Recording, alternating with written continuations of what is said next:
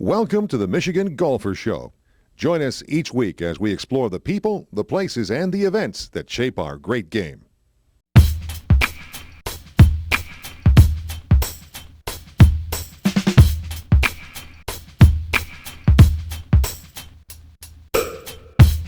We are at Indianwood with Terry Moore, who is being inducted into the Michigan Golf Hall of Fame. You're famous, Terry. Hey, Jenny. Well, at least for 10 minutes, maybe longer tonight. You know, I think 20. longer, yeah. Yeah, it's a special evening. I'm looking forward to it, and it's very nice to be joined with a group of friends and honored by the fellow inductees here today and the people that's gone before me. So it's an honor and it's quite humbling at the same time. Well, it is. There's some huge names that are part of the Michigan Golf Hall of Fame, and it goes back quite a few years. But let's talk about your career. Now, you play a lot of golf, and you play a lot of good golf. When did you first start playing? I first started playing probably seriously around 10 years of age. My family, we lived in Boardman, Ohio, outside of Youngstown, Jenny, and we lived within a bike's ride of a 36-hole public golf course. So for a young kid who wanted to play golf, it allowed me not only to ride my bike down there, but I also became a caddy, and that was in 1960. So it was kind of pivotal because it allowed you to get a little income as a caddy, watch the game, you know, kind of organically, and you model yourself after the people you caddied for, and that was the pivotal moment, really. But I also had parents who played the game and supported me, and then it started at Youngstown, Ohio, and a caddy, and had parents that really loved the game and took us to golf tournaments, the 1960 PGA at Firestone, and of course when you see professional golf in action, you'd say that's something, it's just something special. So you know, that kind of started a love affair, but I can honestly say having parents to play the game that's very crucial. Oh, I'm sure. Now you and Art were both in the Grand Rapids school system, and somehow or another you came up with this idea of a magazine. What were some of those early days like, the Michigan Golfer? Those were something, yeah. I give credit to Art because, you know, he had started the Michigan Runner, and he asked me to be a part of the publishing group, and I said I'd be interested in it, but I'm not interested in the running publication per se, but I am interested in starting a golfer publication. And Art, you know, never resisted any challenges, and sky's the limit when it comes to Art. So it was a great partnership, and you know, we really just you learn by doing. You know, we really didn't have chart out any major business plan. We just really charted out our passion for doing something that somebody hadn't done here in Michigan, and we did a preview issue in 1983. I remember we got hold of a great photograph of Dan Pohl coming through at Impact, who at that time was the longest driver in the PGA Tour. We got that on the cover. We had a preview issue that released at, we distributed at the 1983 Buick Open. And that allowed us to show a sample magazine what we were going to do the next year. So that, you know, but we always said, we've kind of felt people say, well, who are these guys? You know, who's Terry Moore, who's Art McCafferty? Well, we were just a group of people that really wanted to start a golf publication. And we've started with the building block of established golf writers. And one of our key people then was to recruit Jack Berry, who then was the Detroit News golf writer and the incoming president for the golf writers. And that was a key point, that we had somebody of his stature that decided to write for us, as well as a number of other golf writers in the state. I think one of the hallmarks of the Michigan Golfer is the great writing. Right. I mean, your writing is at least as good, if not better, than some of the national publications. Well, that's nice of you to say, and I think that many writers are pretty humble because they see so many good writers. You know, I think you have to be a good reader first, and then when you read so many good people, and we used to read people like, you know, Jack Berry and Jack Saylor, and the people that knew the game, because I think golf is more than just good writing. You have to know the insides and the outsides of the game. And we recruited a great group of people that loved golf, but also knew how to tell a good story. And so it was a great time, you know, to build a magazine up from scratch. You had mentioned something earlier about the 10th anniversary. Right. One of my stories, the memento that I'm giving to the Michigan Golf Hall of Fame, each inductee is asked to give a club or a photograph or something. And what I'm donating is the cover of the 10th anniversary of the Michigan Golfer, because it kind of epitomizes, you know, what regional publishing was all about. We talked about, for 1992 cover would be our 10th anniversary. Well, in 1991, the cover as a preview to the Senior Open in Oakland Hills was the cover of Arnold Palmer, Jack Nicklaus, and Gary Player. So my idea was to get Arnold Palmer reading that magazine at the Highlands Golf Course in 1992. So I hired a photographer. He stalked Arnie all over that course, and finally Arnie says, "Give me that magazine. I'll take that photograph." So I got Arnie reading the magazine that's got Michigan Golfer on it. So I got the shot, and somehow I shanked on the cover. Because what I said was, required reading for chairman of the board. Now, chairman of the board, that's Frank Sinatra. He's the king. But, stuff happens in regional publishing. We had it almost just like a round of golf.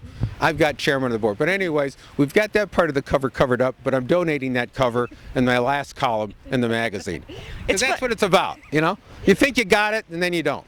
Well, it's funny because you don't remember the 100,000 really great covers. You remember the one that missed it. Right. And that's one that we missed it, but it's a great picture of Arnie reading the magazine. But boy, how did I miss it?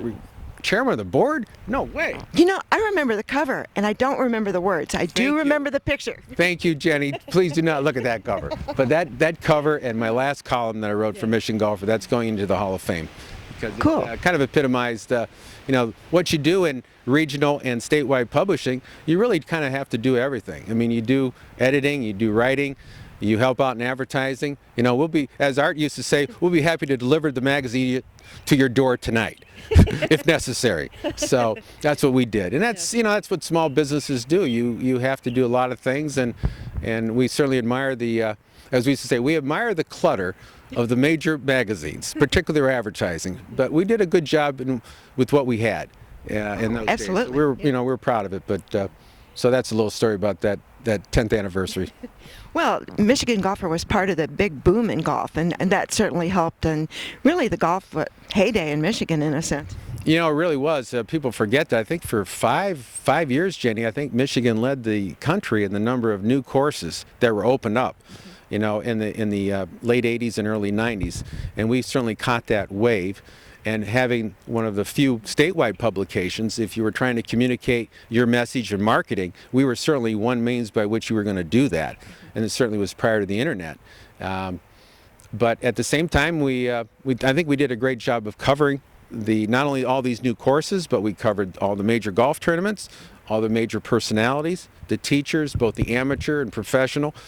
And I think I learned how to you had to balance a lot of factions in golf, and I mean that positive, but you had to cover the state fairly.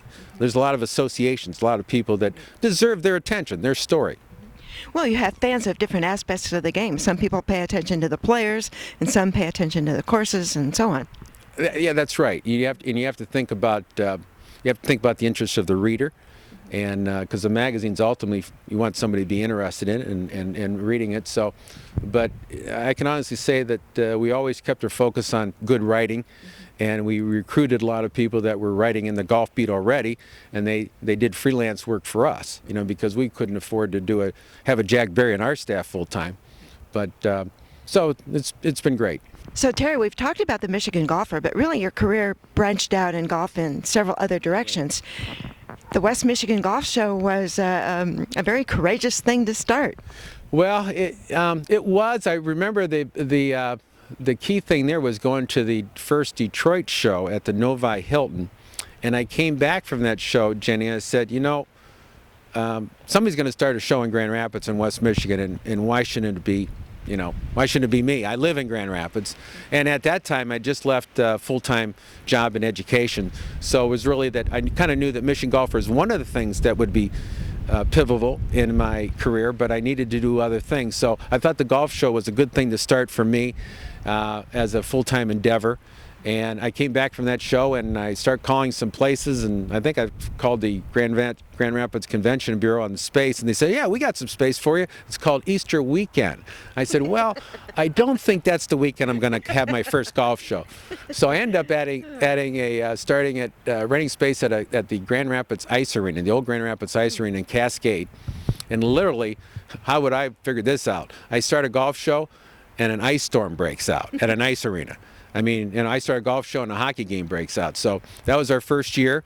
But, you know, everything was being canceled the first 2 hours of the show, but finally the people came out. You know, we had good advertising. We were the only show in town, any golf show, and that was 1989, and it was a 2-day show, and by noon of the first day, you know, we knew we had a pretty good hit.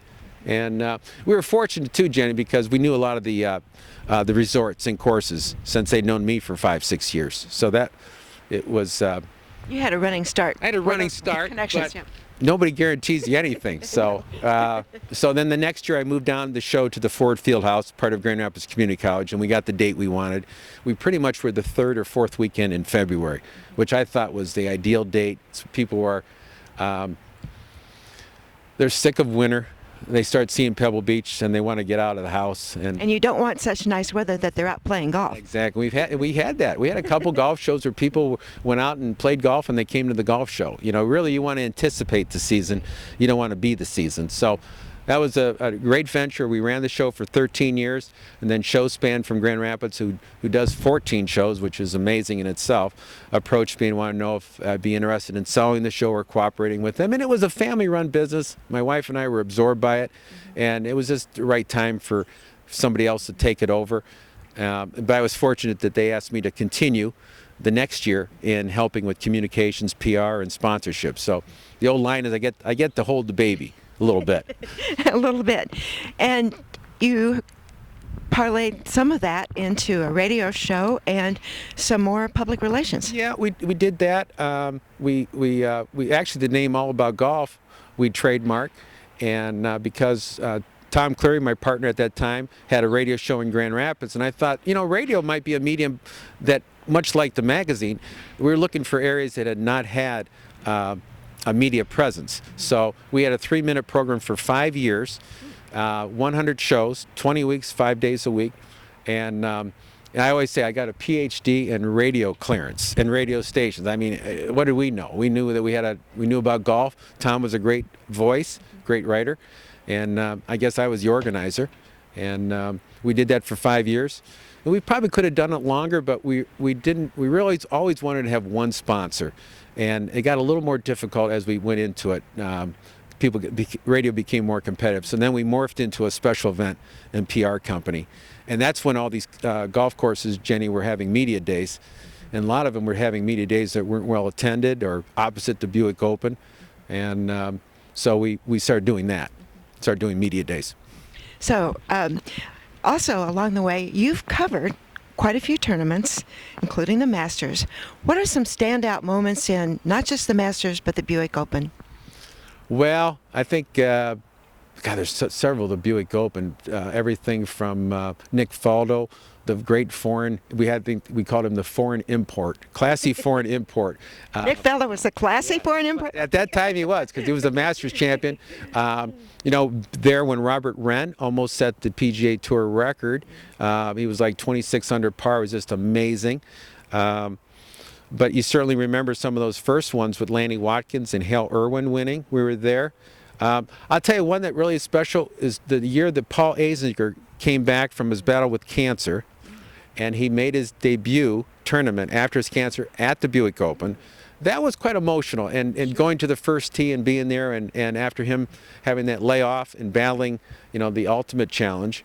I think that was a pretty special moment, and seeing how important golf was to Paul Azinger. And I remember. How did he play that year?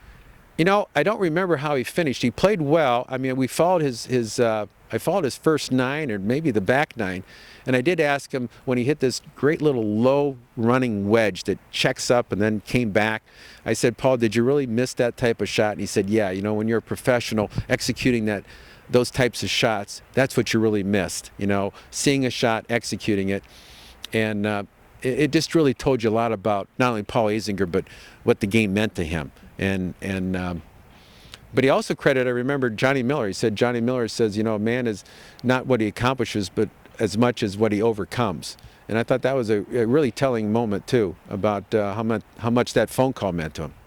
What a significant moment in Buick Open history. It's too bad it's all over. But one question I wanted to ask you is, you've played a lot of golf. Right. How does your own game inform the stories you write? Well, that's a good question. I think we were talking about it today. I do think a golf writer or golf editor, it really helps to have played the game. I think it gets in your DNA. And I've known certain writers, nationally known. I think they're terrific writers, and they're better writers than me from a subject predicate organization. But there's a couple times when you read them, you don't know if they grew up with the game. It's not in their DNA. I don't think it's absolutely necessary, but I certainly think it helps. And we mentioned this also too, like if you're a superintendent or if you're a golf course architect, I think you really have to play the game. You got to be out there and trying to score well, and because it informs how you see the game. And I know the best superintendents, I think, are ones who play the game, and I think the best architects are the ones who know the game. You got to know how the players hit the ball. So I guess I'm fortunate that I grew up with the game, and it's helped me in my writing and how I see things and how I appreciate competition. Well, Terry, now you have these little letters after your name. It's Terry Moore, comma, MGHOF. That's very, very, very nice, and I'm appreciative of all the people.